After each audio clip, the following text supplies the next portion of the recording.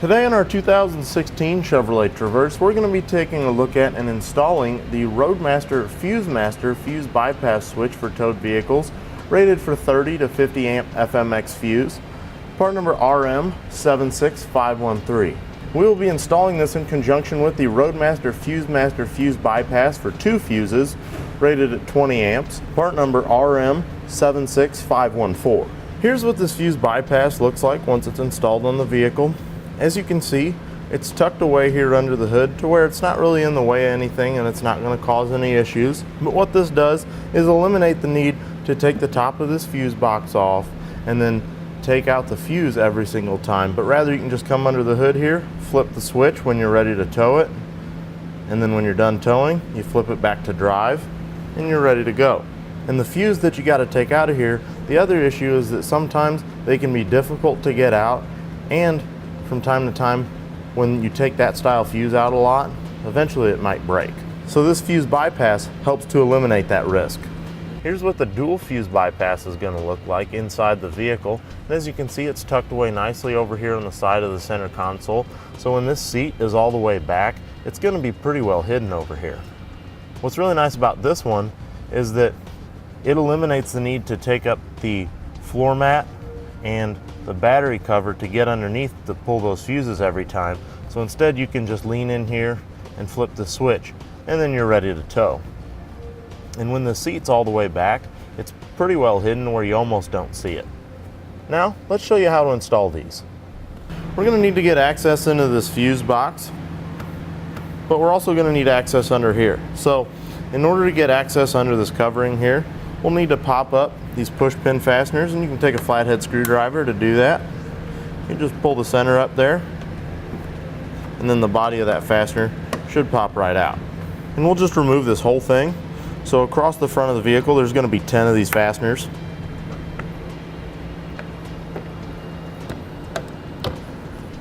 Now up here at both corners, where this weather stripping comes in, there's also going to be a little clip. So you can just use your flathead screwdriver to pop out. Now we need to get into our fuse box. And there's going to be 3 tabs, 2 on the sides here and 1 on the back side. You just need to push those tabs in and it'll release. You can take it right off there. Now you need to identify which fuse it is that we're going to be replacing and putting into our FuseMaster.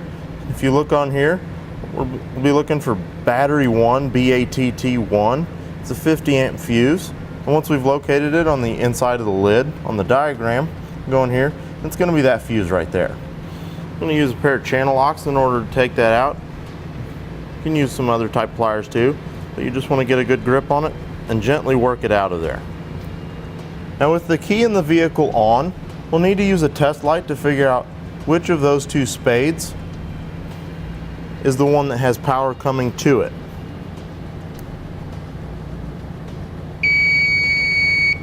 Okay.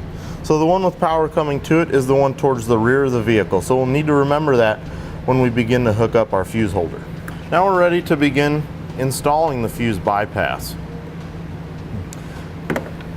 First thing we'll need to do is, out of the small fuse holder that's on this single wire that has the ring terminal at the end, we need to remove that 2 amp fuse. I'm going to take this relay out in order to give myself enough room to be able to drill a hole over here to be able to get my red and blue connectors through.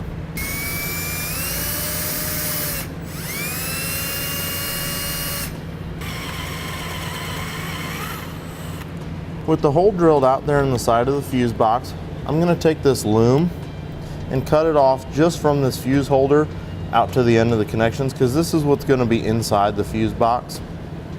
And that's just making it too bulky and going to make it too difficult to go through that hole that I just cut. When you're doing this, you want to be sure that you don't accidentally cut one of the wires in there. You can slide it off the end. Then I'll take my blue and red terminals and slide them in through that hole that I drilled. and work them over towards my connection points there. Now that rear spade terminal is the one that's got power coming to it. So we'll be putting our red connector down onto that one. Then take our blue connector and put it down onto the other one. If you need a little bit of extra room for the other wire, you can use a knife to cut that tape in order to separate them.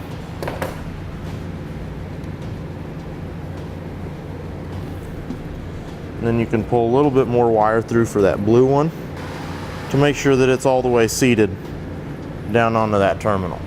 We'll need to find a good location to mount the ring terminal for our ground wire here.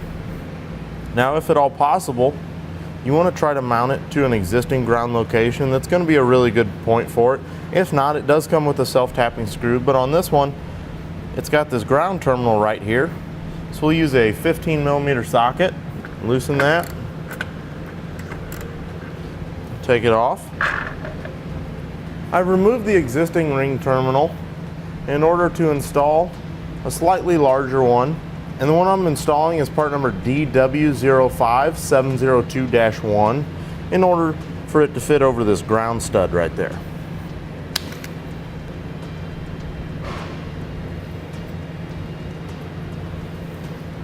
Now, in order to install this onto the ground stud here, I'm just going to put it right behind this plastic, and then it'll be able to sit more flush.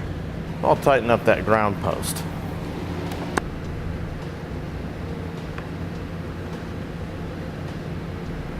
Now I'll reinstall the 2-amp fuse into the fuse holder on that ground wire. Get it seated all the way and replace our protective weather-tight cap. Now we'll reinstall that 50-amp fuse into the larger fuse holder that's up top here.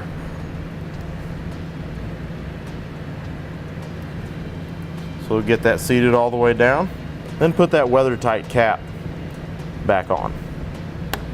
Now that we've got it all installed, we can test it to make sure that it kills the power with the key in the accessory position. Then when we turn it back on, the power comes back. Once we've identified that this is working properly, we can make sure that we know which direction is which is tow mode and which is drive, and then we can put the stickers on in the corresponding locations so that it's easy to identify whenever we're ready to use it in the future. So now that I've got everything installed and everything's working properly, I'll put that relay back in that I removed earlier to give myself room to drill the hole out. We'll reinstall the fuse box lid. Get it clipped down into place there. Then we can reinstall the plastic that goes across the top here. So now we just need a good position to put our switch assembly here. I'm just going to trim out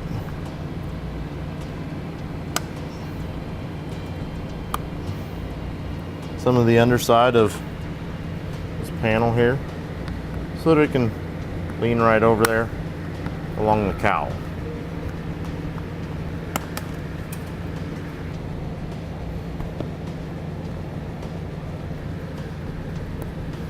So then with that back down into place, I can begin reinstalling my fasteners.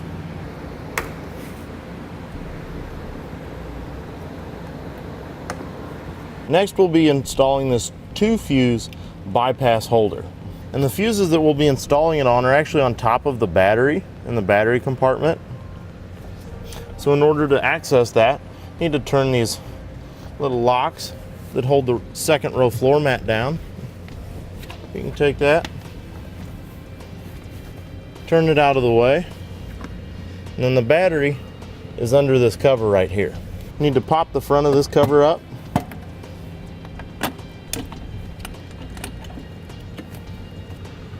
Then you can lift it out towards the passenger side. Now right here on top, you can see the 2 fuse holders we have. We have 15 amp there, and then one more 15 amp right there. Now we can remove these 2 fuses And both of these are 15 amp. So it won't matter which location you put it in the bypass holders. Next thing we'll need to do is find a good location in order to mount the switch for our bypass. Now, not all of these have rear DVD, but this one does. So if it doesn't, this is a good place to mount it. But since this one does, I'm actually going to mount it just over here on the side of this console. So it's going to be tucked between the console and the seat. Now, in order to get to that and to be able to do that, I need to take a prying tool. I'm going to take this little plastic body panel tool. You can use a flathead screwdriver, but you want to be careful. There's retaining clips that are under here that you'll need to pop out.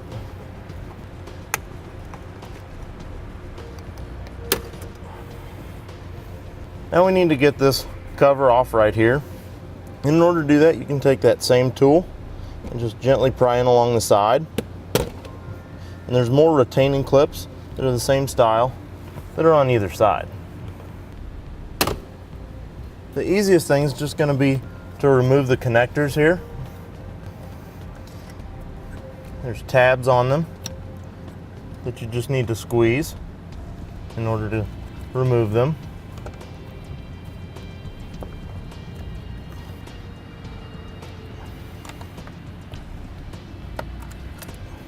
And you want to find a good location in order to drill out your hole through the side here.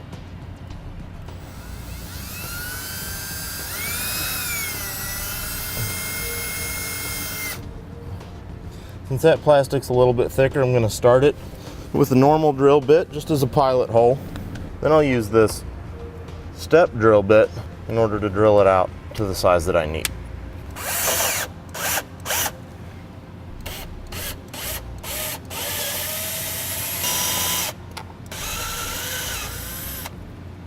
With our hole drilled out to the size indicated for our switch here, now we'll need to separate our little connections that are on the back of the switch.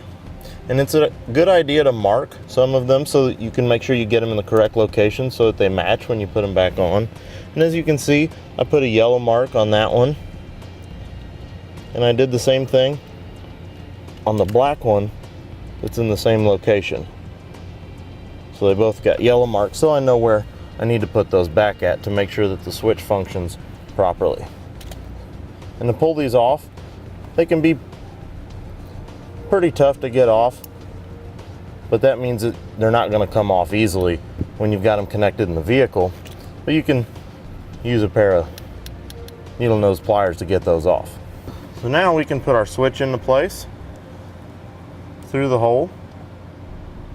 And then on the inside there, you may need to push that insulation back a little bit. But you'll need to get this plastic nut in there in order to thread it onto the back of the switch to secure the switch down to our paneling here. And you just want to turn that till it stops turning. And you could even reach in there with a pair of pliers just to make one last little turn so that you know that it's secure.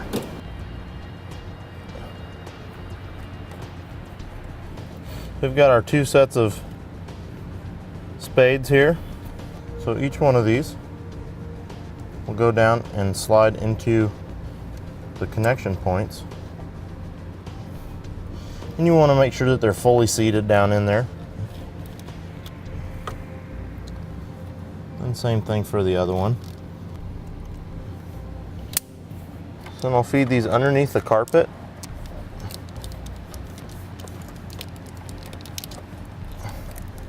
So that they come out up here. And I can pull those through. You want to find the ones that are marked so you can make sure that those get back in the right location. And then attach the others after you found those. You want to make sure that all the insulation in there right around the back side of that switch is away from it and not touching it, just because you don't want to risk any accidents or anything with that insulation touching that switch. Now we can install our two 15 amp fuses into the fuse holders on the FuseMaster Bypass. Once you've got them seated all the way down, you can replace the caps. And then we're ready to check and make sure that our switch will properly kill the power at these fuses. So if we check at this fuse here, we see we've got power. Flip the switch, and it killed the power going through this fuse. So we know that that switch is working. Now the only thing that we'll need to do with the switch is use the stickers that come with it to mark which is drive and which is tow mode. So as it flipped down, it's going to be drive mode. And when it's flipped up is when it's going to be tow mode. So now we can reinstall everything.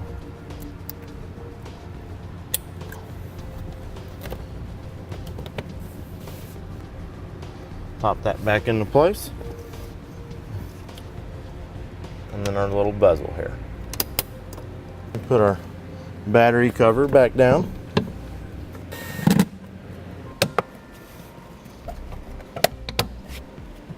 That's going to complete our look at and installation of the Roadmaster FuseMaster Fuse Bypass switch for towed vehicles, rated at 30 to 50 amps for an FMX Fuse, part number RM76513, in conjunction with the Roadmaster FuseMaster Fuse Bypass for two fuses, rated at 20 amps, part number RM76514, on our 2016 Chevrolet Traverse. Click the link below to shop, learn more, or visit us at etrailer.com.